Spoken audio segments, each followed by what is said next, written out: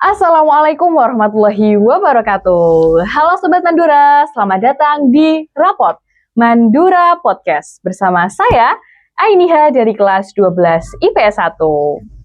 Alhamdulillahirrahmanirrahim, pada Rapot episode kali ini kita sudah dibersamai dengan Bapak Yadi Nur Amin ya Pak? Ya. Selaku Waka Kurikulum di Mandua Rembang. Nah, kali ini terkait dalam rangka event Hari Guru Nasional, kita akan berbincang-bincang dengan Bapak Yadi terkait dengan guru dan juga peran guru masa kini, seperti itu. Baik, mungkin Pak Yadi bisa perkenalan dulu lebih banyak kepada teman-teman rapat. Baik, terima kasih para pendengar, pemirsa Rapot Mandua Rembang Podcast. Perkenalkan, nama saya Yadi Nur Amin. Saya berasal dari Desa Sumbangrejo, Pamotan. Di Mandua Rembang saat ini saya menjadi Wakil Kepala Madrasah bidang akademik atau bidang kurikulum. Sebelumnya saya alumni dari IKIP Semarang, dulu masih IKIP Semarang. Tahun 95 saya masuk, tahun 2000 saya lulus, namanya sudah berganti dengan UNES. Setelah lulus tahun 2000 ya, saya mengajar di SMKNU Lasem dulu. Tahun 2001 saya mengajar di SMKNU Lasem, kemudian lanjut mengajar di MTS Negeri Lasem tahun 2002 sampai 2003.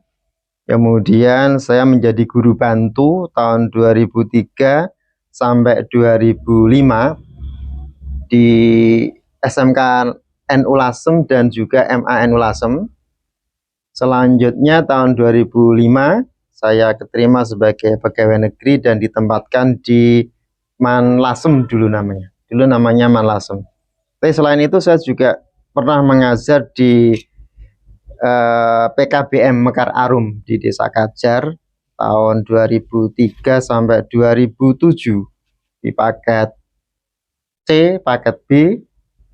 Kemudian tahun 2007 saya mendapatkan beasiswa dari Kementerian Agama untuk melanjutkan studi di Universitas Negeri Malang tahun 2007 sampai 2009. Di 2 tahun saya menyelesaikan studi saya, kembali ke masih Manlasem. Kemudian tahun 2012-2013 saya dipilih menjadi Wakil Kepala Madrasah bidang kesiswaan.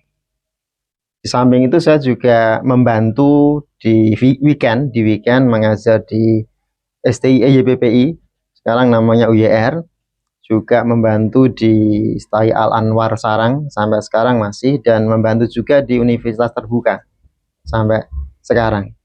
Kemudian 3-4 tahun saya menjadi Wakamat Kesiswaan, kemudian menjadi di tim kurikulum tahun 2021 ya. Saya kembali menjadi Wakil Kepala Madrasah tapi di bidang lain, di bidang akademik atau kurikulum. Ya gitu, sekilas. Baik teman-teman, ternyata perjalanan kilas balik dari Pak Yadi ini sangat panjang ya. Mulai dari lulus tahun 2000 ya Pak, ya. Lulus UNES tahun 2000, kemudian sudah mengajar juga di beberapa sekolah ya, nggak cuma di Mandua Rembang yang dulu namanya Manlasem, ada di sekolah-sekolah lain ya. Selain sekolah, Pak Yadi juga mengajar di tadi apa Pak namanya PKBM. PKBM itu apa Pak kepanjangannya? Pusat Kegiatan Belajar Masyarakat. Oh iya, berarti itu untuk yang teman-teman yang putus sekolah ngoten nggih, yang belum mampu atau mau yang mengejar kejar paket. Oh, kejar paket ya, kita sebutnya kejar paket ngoten. Terus juga Pak Yadi sudah menyelesaikan S2. Ya, terus kemudian juga sudah menjadi dosen juga teman-teman. Masya Allah sekalian ya Pak Yadi, sudah banyak ya kilas perjalanan menjadi seorang guru gitu. Nah, Pak Yadi ngomong-ngomong, mungkin dulu sebelum Pak Yadi menjadi guru, Pak Yadi punya cita-cita lain saat SMA mungkin? Oke, saya ketika SMA sebenarnya pengen sederhana, saya juga pengen mengajar, tapi waktu itu saya kepengen nyantri di pondok pesantren, kemudian simpel pengen ngajar ngaji di sore hari, kemudian sambil bertani sebenarnya. Oh iya, jadi slow living gitu ya Pak bahasanya ya, zaman sekarang slow living. Bertani kemudian sorenya mengajar ngaji gitu nggak? Tapi qadarullah malah Pak Yadi ini sudah menjadi guru ya. Sebenarnya sama saja ya Pak. Tetap sesuai dengan passion awal itu mengajar. Tapi bedanya sekarang agak fast ya, fast living ya. Jadi bukan slow living gitu teman-teman. Nah, Pak, dalam rangka ini Pak, dalam rangka Hari Guru ngoten nggih. Dan Pak Yadi juga sudah menjadi guru belasan tahun ya, hampir puluhan tahun ya Pak malahan hitungannya. Iya, puluhan tahun gitu. Tahun 2001 ya. Ya mungkin bagaimana sih kesan Pak Yadi menjadi seorang guru selama puluhan tahun gitu, lebih dari 20 tahun ngoten. Ya, kesannya mesti ya ada senang dan ada susah. Tapi lebih didominasi rasa senang karena passion itu ya, karena passion, kemudian niatan awal kita memang ingin mengajar, ingin transfer of knowledge, dan juga ingin membentuk anak-anak mempunyai akhlakul karimah, sehingga lebih didominasi oleh perasaan senang, kesan-kesannya yang menyenangkan, meskipun ya banyak kendala-kendala. Ya anak-anak macam-macam lah. Bahkan di awal saya ngajar itu, saya kebetulan kan ngajar bahasa Inggris ya. Saya awal ngajar dulu di SMKN itu ada anak dalam tanda kutip dia anak pesantren tradisional. Dia sampai menanyakan, buat apa sih belajar bahasa Inggris? Oh, iya. Kan nanti di akhirat enggak ditanya pakai bahasa Inggris. Waduh, kalau dikasih pertanyaan kayak gini. Itu kadang-kadang membuat wah, ini kita harus mengubah mindset kepada anak-anak, murid, siswa, bahwa semua ilmu itu penting. Jadi tidak ada dikotomi ilmu itu. Wong di Al-Qur'an juga tidak dikatakan ilmu am atau ilmu din, tidak dikatakan, tapi hanya ilmu saja. Sehingga sebenarnya semuanya ilmu ya sama. Cuma untuk mempermudah kita memberikan manfaat kepada manusia di dunia dan di akhirat, maka dah kita beri nama. Oh, ini khusus untuk yang terkait dengan dunia. Nah, ini khusus akhirat, sehingga akhirnya dikasih nama ilmu umum dan ilmu agama. Tapi sebenarnya tidak ada sih dikotomi ilmu itu. Ilmu ya ilmu. Semuanya sama ya Pak ya. Dianjurkan kita semua juga selalu menuntut ilmu ya sampai akhir hayat ya Pak. Oke. Nah, mungkin karena tadi Pak Yadi sudah lama juga menjadi seorang guru, terus zaman sekarang ini ya kita Pak sebagai Gen Z ini sudah generasi keberapa nih Pak? Berarti sudah generasi 5.0 ya sekarang. Masanya Society 5.0 ya. Udah 5.0. Mungkin Pak Yadi ada kendala tidak untuk mengajar di zaman sekarang ya, di generasi sekarang? Karena Pak Yadi kan juga sudah melalui beberapa tahun ya, 20 tahun lebih menjadi seorang guru. Apa mungkin Pak perbedaan dan juga kendalanya antara mengajar di zaman dahulu dan juga mengajar di generasi sekarang? Oke. Kendalanya sebenarnya permasalahan itu sama. Semua permasalahan sama, tapi permasalahan itu dikemas kemudian muncul di dalam perspektif yang berbeda, dalam forms yang berbeda. Seperti kenakalan, ya zaman dulu ada kenakalan. Sudah dari zaman dulu. Sudah ada kenakalan. Masalah zaman dulu ada masalah. Cuma masalah zaman dulu itu formnya berbeda. Kalau dulu zaman saya SD itu ya paling banter itu berantem, paling banter ya hina menghina, bahkan kadang bapaknya dihina-hina. Pakai nama orang tua gitu ya biasanya. Tapi kita strong saja dan tidak merasa itu sesuatu banget. Tapi ketika sekarang mulai ada pergeseran nilai, sehingga itu nanti terus dikasih nama dengan apa namanya? Bullying. Bullying, kemudian Orang zaman dulu itu lebih kuat dalam mentalitinya. Sekarang mulai bergeser. Karena apa? Karena daya pikir kita itu tidak diperkuat, tidak dikembangkan dengan maksimal, karena kita ada ketergantungan kepada sesuatu atau seseorang, sehingga ya mereduksi daya juang, daya pikir kita. Sehingga tantangan sekarang itu sebenarnya lebih berat ya. Tantangan kita sebenarnya lebih berat, bagaimana kita mengembalikan kekuatan ketegaran kita dalam menghadapi hidup. Jadi kalau sekarang ini model AI ya. AI. AI kalau itu ya AI gitu kalau ya. bahasa Indonesianya Apalagi ada Gemini, AI. Meta gitu ya, Pak. Itu sebenarnya dalam konteks tertentu itu sangat bagus, tapi dalam proses penguatan daya pikir siswa, kemudian kepribadian siswa itu, kalau kita tidak kelola dengan baik, itu justru malah semakin melemahkan. Bahkan bisa jadi itu menjadi new colonialism. Oh, new colonialism, apa itu Pak artinya? Ya, kalau zaman dulu, zaman Belanda itu ada. Iya, zaman Belanda, kolonial. Itu kita dilarang untuk sekolah. Oh ya? Ya kan? Ya, kita dilarang sekolah. Supaya apa? Cuma orang-orang tertentu saja gitu Pak. Supaya daya pikir kita tidak berkembang. Mematikan daya pikir kita, sehingga nanti tidak akan bisa punya kekuatan cuma pemikiran untuk melawan penjajah gitu kan. Nah, sekarang kalau tidak kita kelola, AI itu juga hidden colonialism. Oh iya, secara tidak sadar gitu ya. Jadi anak-anak itu dibuat untuk tergantung pada AI. Jadi ketika dikasih soal, udah enggak perlu mikir, langsung difoto, ketemu jawabannya. Ya, artinya apa? Artinya anak-anak ini tidak dilatih untuk berpikir, membiarkan pikirannya itu bekerja, berkembang, tidak dilatih untuk berkembang, tetapi justru malah dilemahkan itu kalau tidak dikelola dengan baik. Sehingga bagaimana guru nanti bisa memberikan penguatan dulu bahwa AI itu sekedar, dalam tanda kutip, sekedar alat bantu. Jadi jangan dipakai sebagai basic, sebagai alat utama, basic capital, gitu, sebagai main device, sebagai alat utama untuk pembelajaran. Jadi ini juga hati-hati juga. Jadi Bapak Ibu guru yang tidak waspada, nanti juga berbahaya.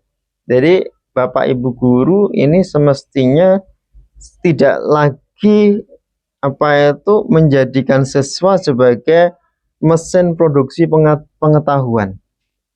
Tapi Bapak Ibu guru mulailah bagaimana dia bisa membangkitkan fitrah siswa itu, dinyalakan dengan cahaya fitrah untuk berkembang, tapi tetap harus mengikuti perkembangan zaman, perkembangan teknologi. Dan kita tidak bisa menghindari perubahan-perubahan itu. Kalau istilah bahasa Inggris itu ada everything changes but change. Everything changes but change. Apa itu Pak artinya berarti? Segala sesuatu itu berubah, hanya perubahan itu yang tidak bisa berubah. Segala sesuatu itu berubah kecuali perubahan itu sendiri. Artinya Bapak Ibu guru tetap harus mengikuti perubahan-perubahan yang terjadi, kaitannya dengan ilmu maupun dengan teknologi. Tapi tolong jangan sampai menghilangkan sisi kemanusiaan. Bagaimana kita membangkitkan siswa kita terkait dengan sisi attitude dan sisi humanismenya. Jadi jangan sampai hanya bisa berhitung, bisa bisa menghafal, bisa menguasai teknologi, tapi tidak dibarengi dengan akhlakul karimah. Jadi tolong ingat, ini zaman dulu sudah digaungkan oleh Albert Einstein yang religions without science is Blind. lame. Blind atau ini Pak? Lame. Religion without science is lame. Oh, lame. Science without religion is blind. Oh, iya. Jadi agama tanpa pengetahuan lumpuh, nggak bisa kemana-mana Oh, kita. iya, lame, lumpuh. Kita nggak bisa kemana-mana karena dibatasi oleh dogma-dogma itu. Nah, tapi kalau ilmu pengetahuan, teknologi nggak diimbangi dengan agama, akhlakul karimah, akan buta. Artinya dia nggak tahu kebenaran. Ya seperti bom atom diciptakan akhirnya untuk membunuh orang. Oh, nggak tahu kegunaannya untuk apa yang baik. Science gitu ya. without religion akan buta itu. Ya. Berarti tadi termasuk ini ya Pak, berarti perkembangan zaman, terus sekarang juga sudah ada AI gitu ya, terus ada beberapa dampak negatif dan juga positifnya juga gitu. Kalau Pak Yadi lihat nih di lapangan sekarang, terutama untuk anak-anaknya Pak Yadi nih, anak-anak Mandua Rembang, bagaimana Pak reaksi mereka ataupun teman-teman Mandua Rembang ini ketika sudah punya teknologi AI gitu? Ya, in general, pada umumnya di semua lini, baik di Mandua Rembang, di SMA, itu dengan adanya AI, saya agak petoten malah ini kalau pakai bahasa Indonesia ya AI gitu.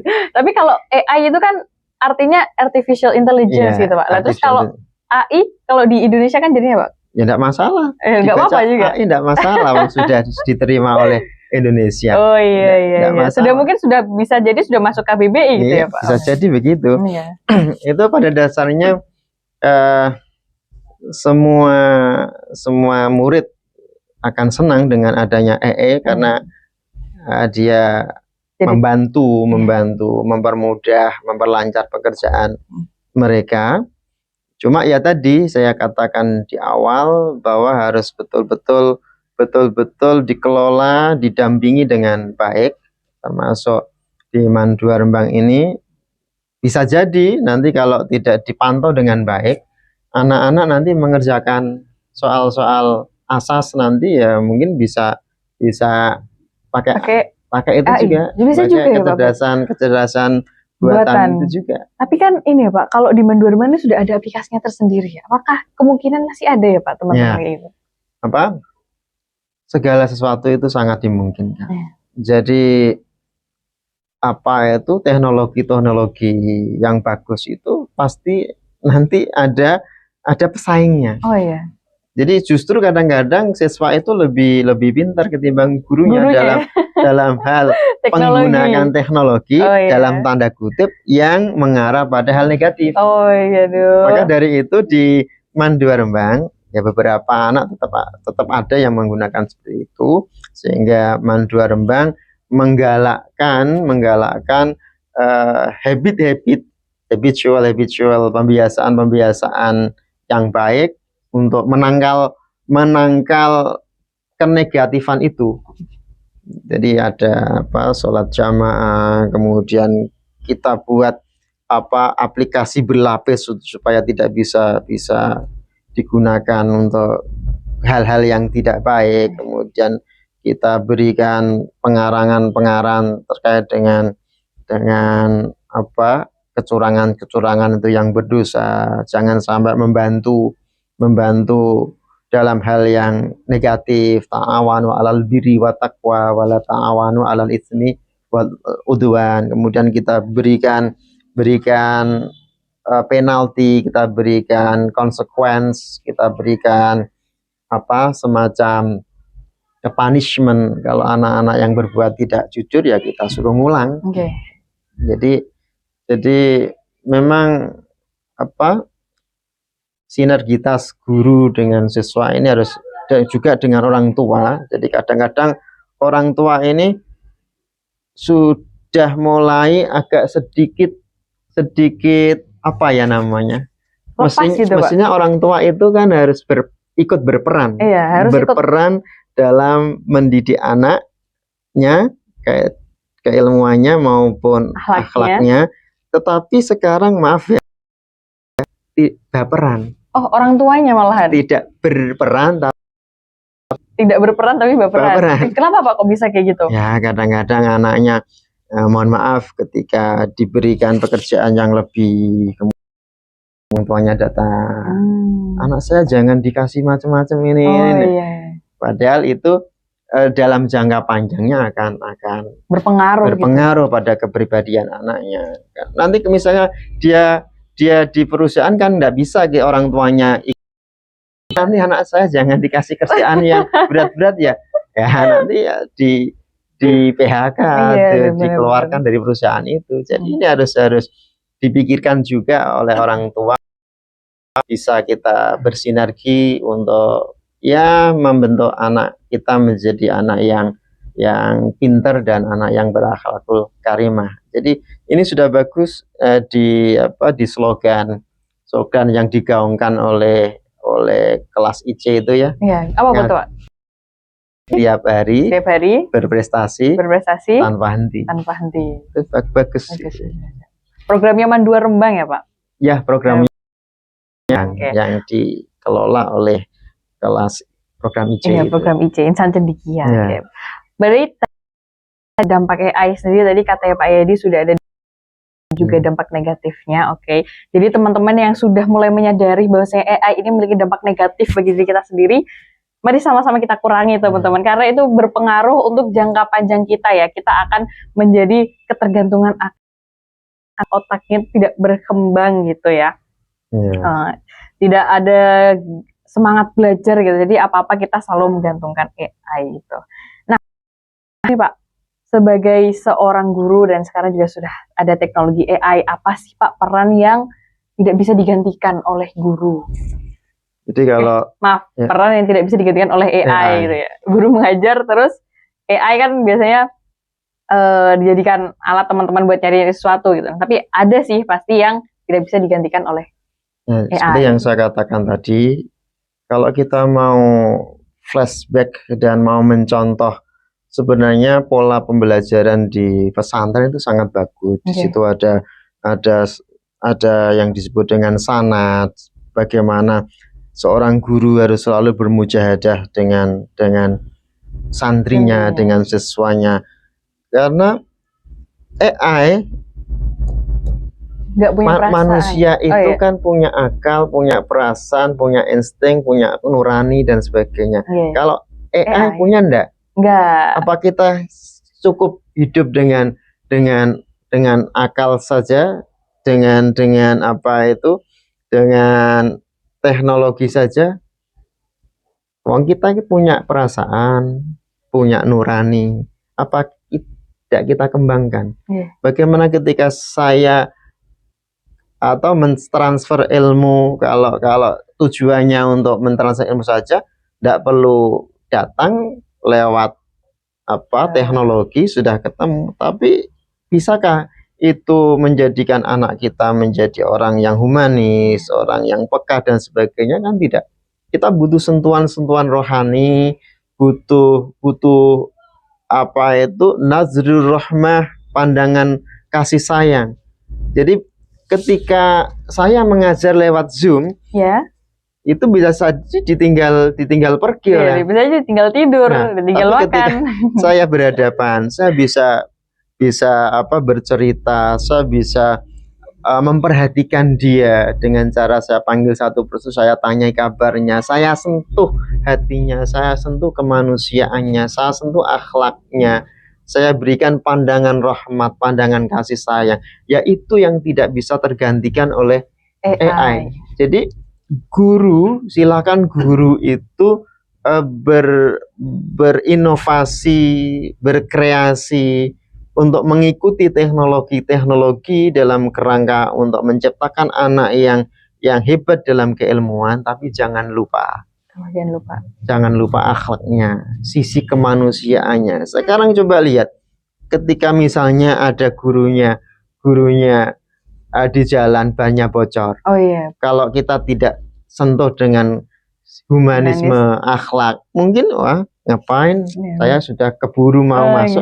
Wong saya kalau terlambat nanti dihukum, ngapain saya bantu yang nanti akan seperti itu ketika guru tidak menghadirkan kasih sayang, menghadirkan sisi humanis, sisi akhlakul karimah kepada siswanya.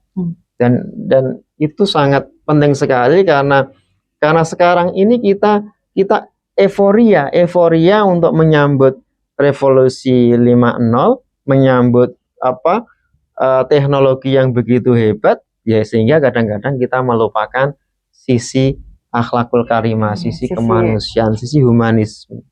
Itu yang harus kita ini kurikulum juga Pak Menteri juga sangat bagus dalam menyambut, dalam menelisik dan mengobservasi fenomena ini sehingga muncul namanya kurikulum cinta. Kurikulum berbasis cinta.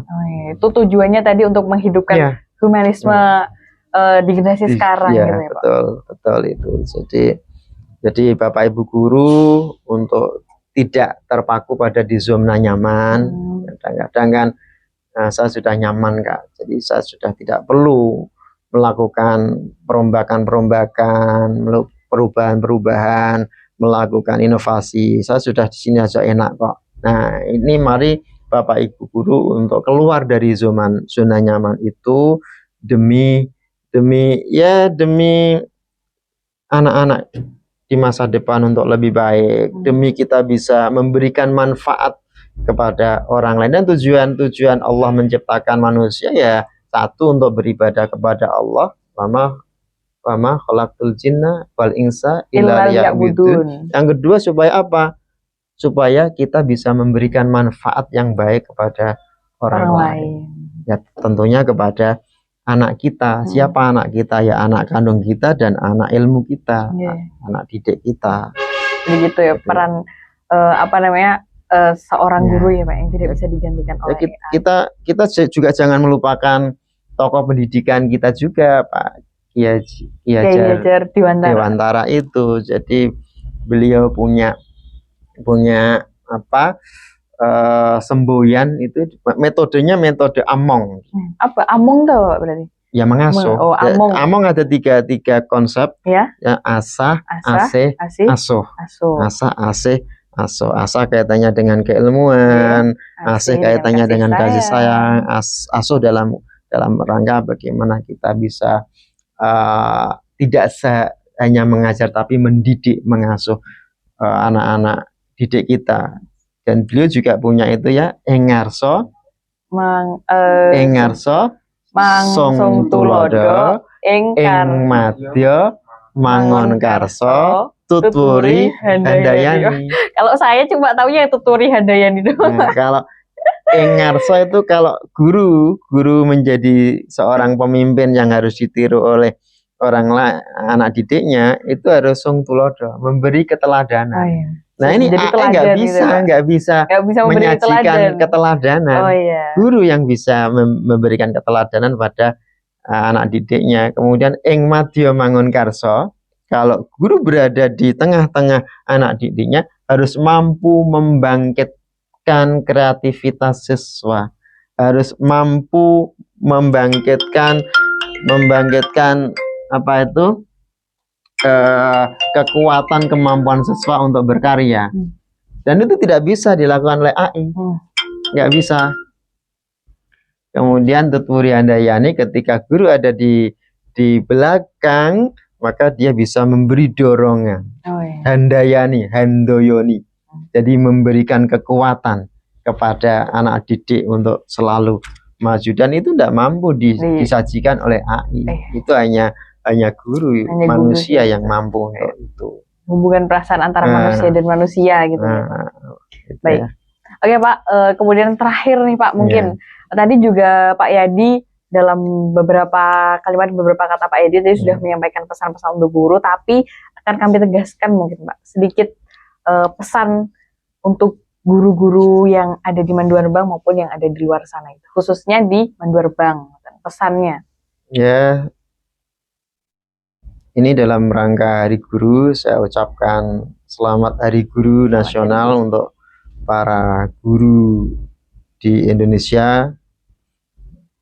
Ya, pesan kami untuk kami sendiri, saya sendiri sebagai guru, ya teruslah untuk mengikuti perubahan, jangan menyerah menghadapi anak didik, karena anak didik nanti yang akan melanjutkan perjuangan kita.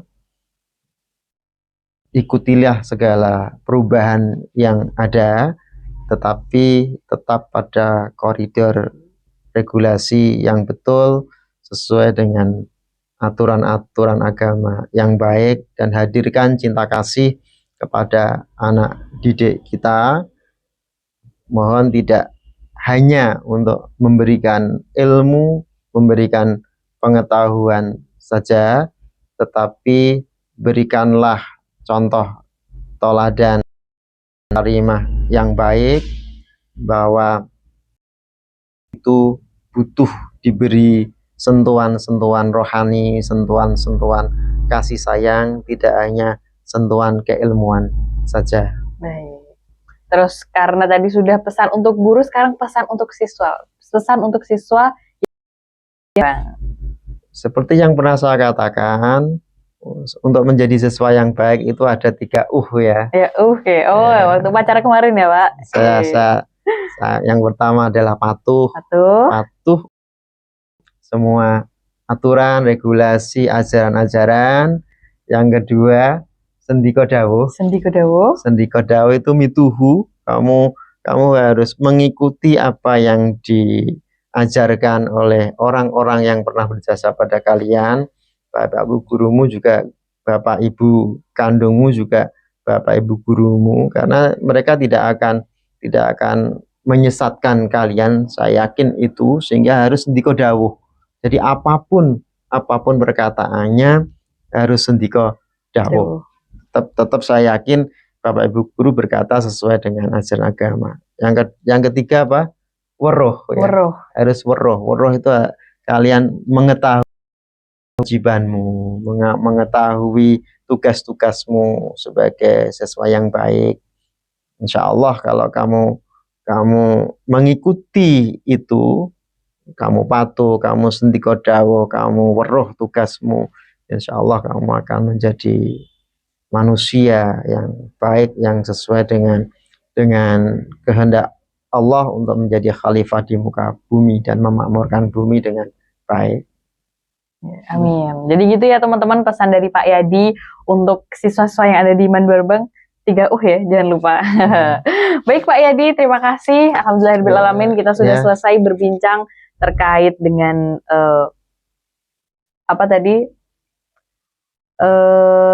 perjalanan Pak Yadi selama menjadi guru, kemudian apa saja yang sudah Pak Yadi alami selama menjadi guru, kemudian juga ada membahas tentang pergantian, perkembangan zaman, tentang AI dan bagaimana dampaknya AI kepada kita para siswa gitu ya, dampak negatif maupun dampak positif, kemudian pesan-pesan untuk Bapak Ibu guru yang ada di Mandua Rembang ataupun yang ada di luar Mandua Rembang, dan juga pesan untuk siswa yang ada di Mandua Rembang. Baik, terima kasih Pak Yadi. Sama-sama Mbak Nia. Mari kita tutup teman-teman episode spesial dalam rangka Hari Guru Nasional 2025. Cukup sekian yang bisa saya sampaikan. Selamat Hari Guru Nasional tahun 2025. Wassalamualaikum warahmatullahi wabarakatuh. Waalaikumsalam warahmatullahi wabarakatuh. Terima kasih ya. Langsung Pak.